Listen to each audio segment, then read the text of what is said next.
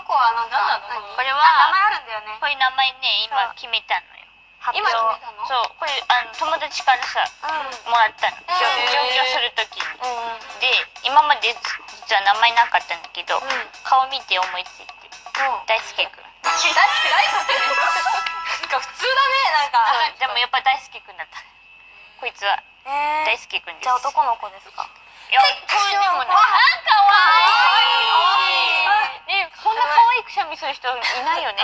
くしゃみ。そう大輔くんのなんか繊維が飛んできた。繊維がね。